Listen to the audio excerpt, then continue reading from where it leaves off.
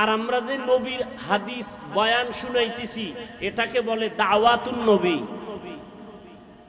আর total ৬৩ বছরকে বলে সিরাতুন নবী। চারটা শব্দ বললাম, মিলাদুন নবী, ওয়াফাতুন নবী, দাওয়াতুন নবী, সিরাতুন নবী। বিশ্লেষণে যাব না, আমি সাধারণ মানুষকে সহজে যাতে বুঝতে পারে ওই চিন্তা করে সব সময় বয়ান করি। শিক্ষিতদেরকে বয়ান করেন না, বহু শিক্ষিত বক্তা আছে, বহু এলেমওয়ালা আছে। আমার এলেম নাই, আমল নাই। সাধারণ মানুষ যেন অল্পতে একটু দিনের দিকে আসে, আল্লাহর দিকে আসে, সুন্নতওয়ালা হয়, আমি ওই ধান্দায় বয়ান করি। পেজগোছের কথা কম বলি, খুব খেয়াল করবেন।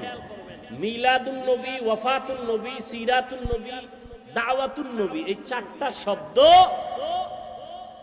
একমাত্র শুধুমাত্র কেবলমাত্র আমার আপনার নবী রহমতুল্লিল আলামিন